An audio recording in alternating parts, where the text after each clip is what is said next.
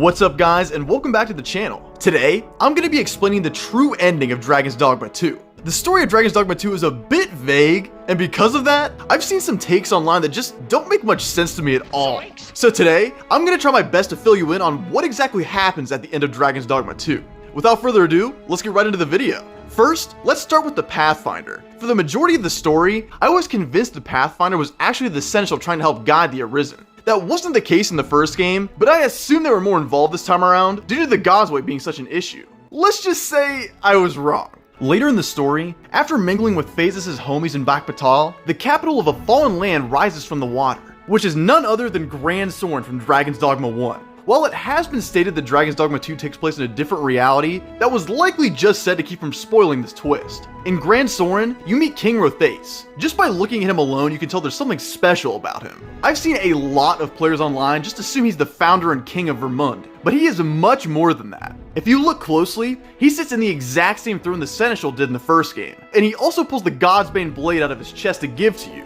As you can tell, there's something different about you. Your Arisen's will is different from the others. The Elder in Har Village also states that he once ruled from the heavens, until he tired of his role, and chose to rule beneath the sea. Rothace originally thinks you're sent by the Watching One, in quotes, which is clearly referencing the Pathfinder. He then realizes that you mean him no harm, and begins to explain that the Godsway are fragments of the souls of fallen Arisen, which explains why the Godsway can be used to control pawns. Now, let's connect the dots a bit for everything we talked about so far. Firstly, the state of Grand Soren in Dragon's Dogma 2 kind of explains what happened after the end of Dragon's Dogma 1. As the Seneschal, you chose to end the cycle with the Godsbane blade, which is seemingly the only weapon that can truly kill a god in the world of Dragon's Dogma.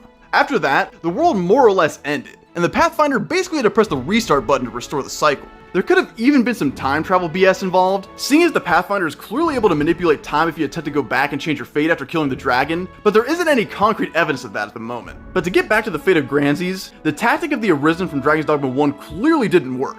In Dragon's Dogma 2, however, things are different. Presumably several cycles later, Rothace, as the current Seneschal, decided to deny his fate and return to the world while also keeping the title of Seneschal, in anticipation of the arrival of an Arisen that has a will strong enough to truly end the cycle. Over the years, the Pathfinder sent many Arisen to try and slay Rothace and take his place to continue the cycle, but it never worked. The killings of these many Arisen ended in the creation of the Godsway, which, as I said earlier, are bits and pieces of the souls of fallen Arisen. In truth, Rothace is the centerpiece of this whole operation. He helped forge the will that would eventually break the cycle. Now, later on in the story, we learn that Phases is basically trying to control the dragon to stave off the cycle in his own way. He ends up controlling a dragon that he created with the Godsway, but even this was nothing when compared to the true dragon. When the dragon finally appears, you slay him and become King of Vermund. This is odd, seeing as in the previous title, after the fall of the dragon, the Seneschal would more or less invite the Arisen into their own domain to replace them. But seeing as the inhabitants of this world are so against the cycle in general, especially the Seneschal, it seems that the Pathfinder is keeping the cycle moving in a way that is less risky to the cycle as a whole.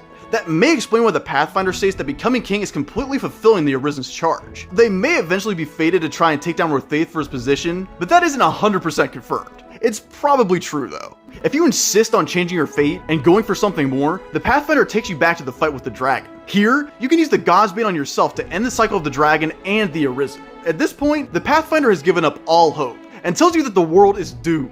Within a matter of days, the world slowly falls victim to the end of the cycle, and with that, the Brine. The Brine is born of oblivion and the greater will to keep the world in check. At this point, the Pathfinder shows its true self, which is a really cool looking dragon, and begins to give the lore dump to end all lore dumps. The dragon, in a way, is the bringer of the cycle and also the end.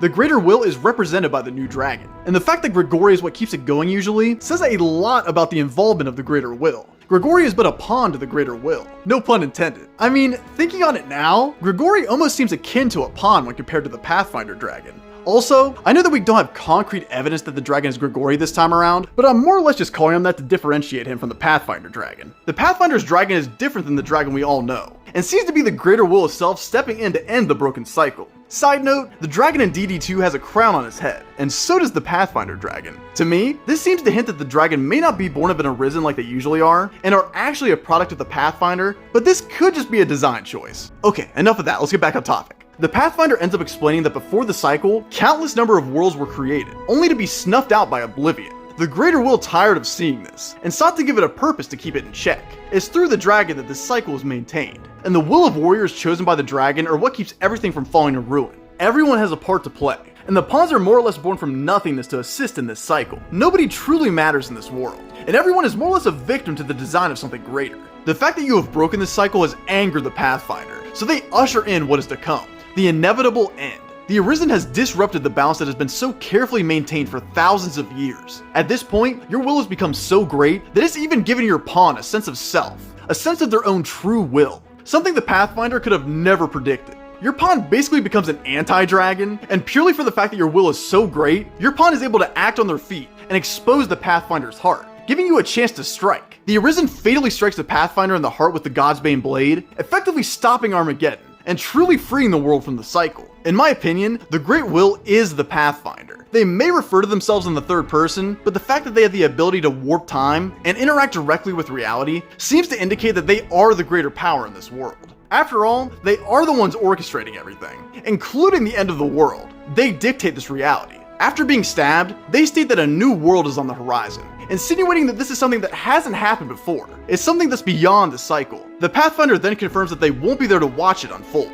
After this, the Pathfinder accepts that they have been bested, and soon after, the world is seemingly saved. The fog is gone, and the people of Vermund and Batal celebrate the newfound free will of the world. The future of the lands is uncertain, however, and it could very well still meet the same end that the Greater Will tired of seeing. But for now, things are peaceful and free.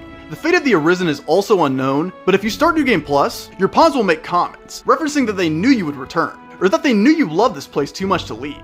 This could insinuate that the Arisen has either achieved a higher power or moved on to a quieter life. But this could also just be a reference to your previous playthrough, so take it with a grain of salt. But yeah guys, that's my theory for the end of Dragon's Dogma 2. What do you guys think? Do you agree with my theory? Like I said, a lot of the story is very vague, so some of this is up to interpretation, but I'm fairly certain I'm pretty spot on. Be sure to let me know what you guys thought of the story down in the comments. Be on the lookout for more Dragon's Dogma 2 content from me in the near future, especially speedruns. But yeah, if you're new to the channel, please subscribe, and be sure to like the video if you enjoyed it. I'd really appreciate it. I hope you all have a good rest of your day, and I'll see you guys soon. Peace.